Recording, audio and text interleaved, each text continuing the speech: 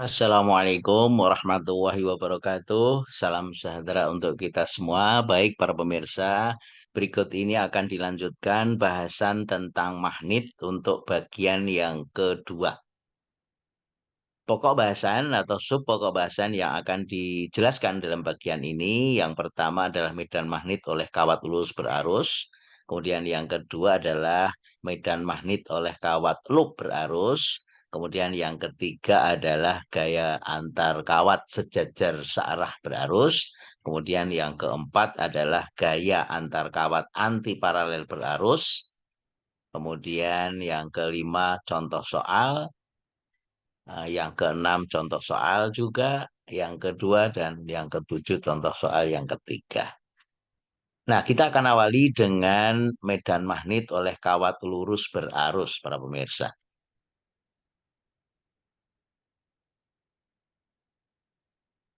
Jadi, sumber-sumber yang menyebabkan medan magnet itu yang pertama adalah medan magnet yang ditimbulkan oleh kawat lurus berarus. Medan magnet yang ditimbulkan oleh kawat panjang berarus berbanding lurus dengan besar arus dan berbanding terbalik dengan jarak terhadap kawat berarus tersebut. Dituliskan B sama dengan mu 0 I per 2 PR. Kalau digambarkan, ini arusnya ke atas, kemudian arah arusnya itu berlawanan arah dengan arah jarum jam berupa cincin-cincin lingkaran yang berjarak A dari pusat kawat. Dari persamaan ini, I adalah arus listrik dalam kawat, satuannya ampere, kemudian mu 0 adalah permeabilitas udara atau hampa, nilainya telah dibahas dalam video sebelumnya, kemudian R adalah jarak titik terhadap posisi kawat berarus, satuannya meter, dan B besar medan magnet dalam satuan Tesla. Nah, sedangkan arah medan magnet yang ditimbulkan untuk memudahkan kita mengingat, yaitu dengan menggunakan aturan tangan kanan kita. Jadi kalau tangan kanan kita lingkupkan pada kawat berarus tadi, arah ibu jari ini menunjukkan arah arus, maka keempat jari yang kita lingkupkan itu menunjukkan arah medan magnet yang ditimbulkan. Nah, jadi kalau kita gambarkan di sebelah kanan, para pemirsa, ini arah arusnya ke atas, kemudian ini arah medan magnetnya, berarti di depannya ke kanan, di sebelah kanannya ke dalam, di bagian dalamnya ke kiri, dan di bagian sebelah kiri ke arah luar. Nah, itu menggunakan aturan tangan kanan kita. Demikian para pemirsa untuk medan magnet yang ditimbulkan oleh kawat lurus berarus. Kita akan masuk ke bagian yang kedua, yaitu medan magnet yang disebabkan oleh kawat loop berarus. Kawat loop adalah kawat yang bentuknya berupa lingkaran. Jadi kalau kita lihat, para pemirsa, pada gambar ini, arusnya masuk, kemudian membentuk lingkaran pada bidang gambar, kemudian keluar lagi ke bawah. Nah, kalau kita ambil bagian yang dipotong oleh bidang yang tegak lurus bidang gambar, maka ini seolah-olah bagian dari kawat lurus ke atas, yang ini ke bawah.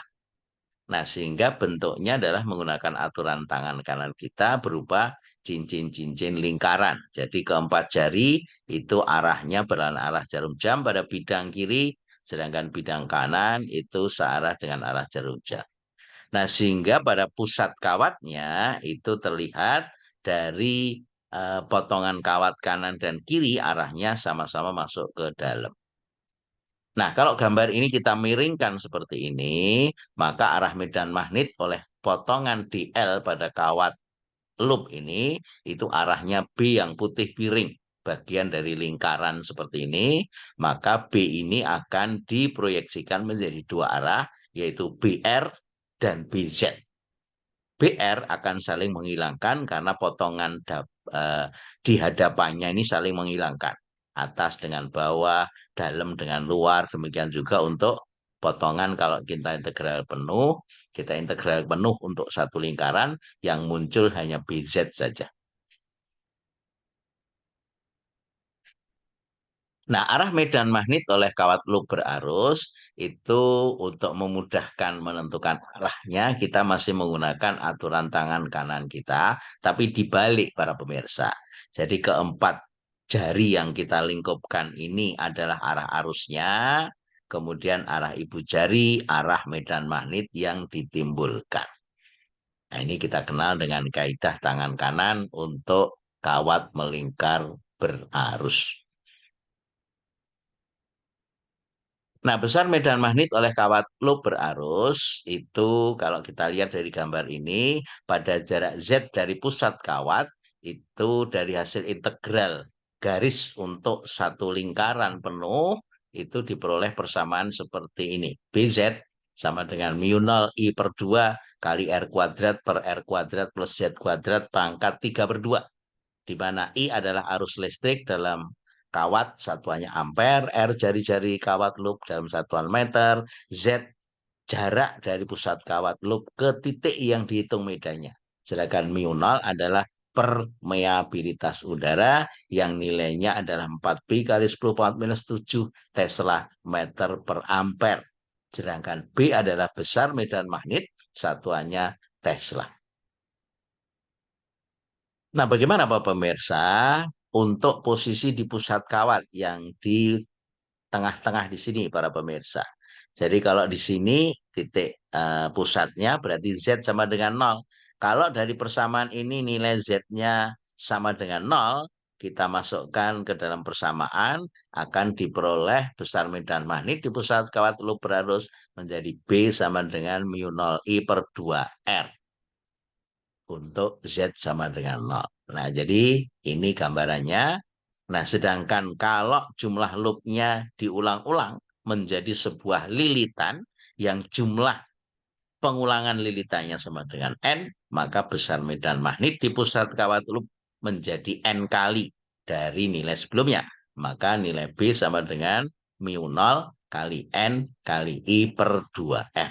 Nah, gambarnya seperti ini dengan arah sama dengan untuk satu loop yang dikuatkan menjadi N kalinya, di mana N adalah jumlah lilitan pada kawat loop.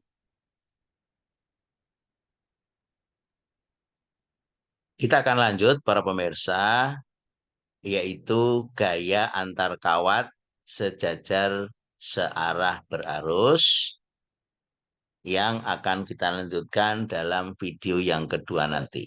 Untuk sementara ini yang kita bahas, demikian juga untuk contoh soal selanjutnya. Terima kasih atas perhatiannya. Assalamualaikum warahmatullahi wabarakatuh.